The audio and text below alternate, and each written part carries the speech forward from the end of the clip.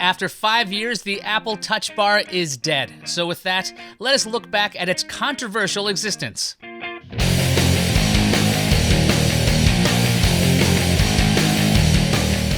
That over there is the rundown. Jump around to different sections of this video if you want. I won't mind. And this over here, this is Ayaz. Let's start at the beginning because that's how time works.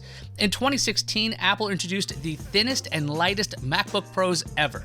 The 15-inch MacBook Pro weighed in at just 4.02 pounds or 1.83 kilograms. The keyboard was all new. It used the second-generation butterfly switch, which was beloved by everyone. What's that? It wasn't. Yeah, there was a Change.org petition titled Apple Recall MacBook Pro with Defective Keyboard Replaced with Different Working Keyboard. It featured an image of a knife to the keyboard and received over 40,000 signatures. Apple also introduced a keyboard service program for MacBook, MacBook Air, and MacBook Pro. Apple said it determined that a small percentage of the keyboards in certain MacBook, MacBook Air, and MacBook Pro models may exhibit one or more of the following behaviors. Letters or characters repeat unexpectedly. Letters or characters do not appear. Keys feel sticky or do not respond in a consistent manner. Yeah, so those are bad problems for a board that has keys on it. Anyway, above that keyboard was the first iteration of the Touch Bar. It ran the entire length of that keyboard. Apple was very proud of the Touch Bar. I do think it's worth a moment for a requiem for the function key. Many of you probably experienced for the first time, as some of us did, back with something like this. This is an IBM 3270 mainframe terminal from 1971. Over 45 years we've been using function keys. Well, actually, for the last who knows how many years, we really haven't been using them anymore. The Touch Bar was an Apple Retina display that supported multi-touch and gestures. You could still access brightness and volume controls from this little OLED strip. The escape key was virtual and indented. Why? Courage. Nah, that was something else. As an aside, did you know that the Touch Bar was introduced in the same year when Apple removed the iPhone headphone jack? It's true, 2016. Touch Bar was October, iPhone 7 was September. Back to the Touch Bar. It could display new app-specific controls that you could touch. As odd as it was, this actually makes sense from Apple. Way back in 2010, Steve Jobs had this to say about touchscreen Macs. Touch surfaces don't want to be vertical. It gives great demo. But after a short period of time, you start to fatigue, and after an extended period of time, your arm wants to fall off. It doesn't work. It's ergonomically terrible. That's right, Steve Jobs said touchscreens should not be vertical. It's bad ergonomics. Touch surfaces should be horizontal. Well, hello Touch Bar. We got this particular version of the Touch Bar for 3 years. In 2019, we got the second iteration of the Touch Bar. The escape key came back physically, and it was not indented for whatever reason.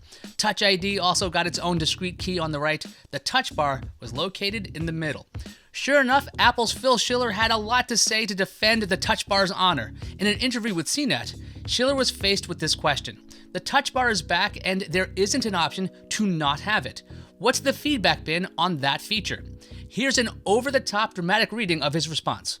There is a fairly large number of people who use the Touch Bar and find great benefit in some of its features, but there were also some complaints. If I were to rank the complaints, number one was people who like a physical escape key.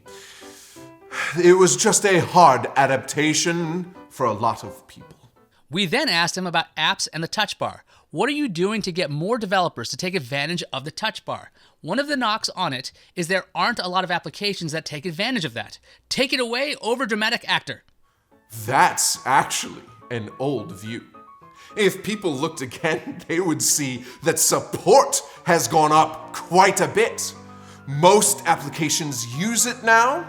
We've seen adoption across a tremendous number of Mac apps. Our developer relations team has worked with a large number of our Mac developers to help with that support. So we do see support has grown over the years, and it is much further along than people thought from the beginning.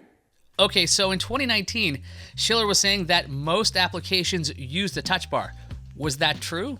I don't know. You would have to define what using the touch bar is first. Like, what's the minimum for usage? Just placing any app-specific virtual key on the bar? Then you'd have to catalog every app for the Mac in 2019 and see if over 50% of them used the touch bar. Regardless of the amount, there were some apps that try to make real use of the touch bar. The image editing app Pixelmator Pro really tried. The touch bar could be used to select any tool. You could arrange layers, rotate things, choose a blend mode, and more. That's a lot of stuff. Photoshop had similar controls that you could access in the touch bar. Apple highlighted that experience during the introduction of the original touch bar.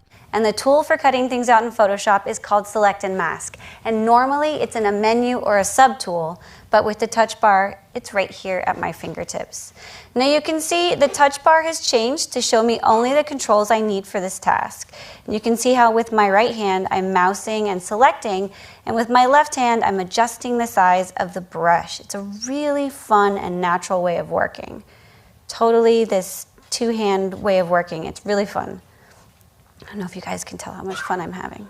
Okay. Oh, we can tell how much fun you're having. And if you wanted to use those touch controls yourself, take a look at this handy guide from Adobe. Now that's fun with a capital F.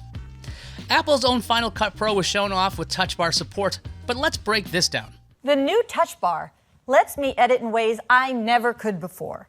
You can see the timeline in the touch bar. Yes, that is new because there wasn't a touch bar before, but you could always see the timeline if you chose to on your screen. It's fully interactive. Yes, like the timeline on your screen. The touch bar is great at surfacing really useful features that can be hard to discover in a rich app like Final Cut Pro if you're just searching through menus. Now that is true. However, if your app has hard to find items, doesn't that mean that the app itself needs some work? Yes, I know that powerful apps can have lots and lots of features, so it can be difficult to find stuff. I don't know if the touch bar was the right way to go about this. Arguably, that should be done in the menu system. POC was a pretty cool app that placed widgets right in the touch bar. Why lose screen real estate to your dock when it could just be placed on your touch bar? Why not have the weather up there on the touch bar as well? With POC, you could do that. Over at CNET, one of our writers really did not enjoy the touch bar. Stephen Shanking has authored a couple of articles and made a video about his issues with the little OLED strip. Here's what he had to say in his piece, Why Apple's MacBook Pro touch bar drives me bonkers. Enjoy this dramatic reading. I often hit the touch bar when I don't want to, triggering actions I don't want. Worse, because it happens with just a gentle brush against the very sensitive strip, as opposed to the deliberate tap on a keyboard key, I'm not always aware I've done it. He also said, Another gripe is that there is no tactile feedback. I'm a touch typist who rarely looks at my fingers, but I've discovered with the touch bar how much that relies on constantly feeling my way around the keyboard. The smooth touch bar strip has no indication of where one button starts and another ends, so I have to look down to use it. There's no haptic feedback either, which could be very helpful. Shank also got a statement from HP's PC chief, Ron Coughlin. Coughlin said, We listen to our customers, and customers say they want a touchscreen. There's no piece of research that will lead you to a touch bar. It feels to me like there's a dogma that says, Thou shalt not put touch in, and the touch bar was a way around that dogma. Anyway, 2 years after Phil Schiller said how awesome the touch bar was, it is gone from Apple's MacBook Pros. Apple is not being quiet about this change either. Check out this huge text block on Apple's site touting function keys. For the first time, Magic Keyboard brings a full-height function key row to MacBook Pro with a tactile feel of mechanical keys that pros love. It includes new keyboard shortcuts for Spotlight, Siri, Dictation, and Do Not Disturb. And Touch ID has a new tactile ring that guides your finger for a fast, easy, secure way to unlock your Mac. That's over 60 words by Apple about keys on a keyboard. With all of that said, I want to say to Apple, good try. The touch bar could have been something great, but it may have been a solution without a true problem. Also, stepping away from the touch bar and adding ports to the newest MacBook Pros, there's a word for that. Courage. Yes, that's the word. If you want to know our impressions of the new MacBook Pro laptops, check out the links in the descriptions. I'm Ayaz Akhtar, and I'll see you online.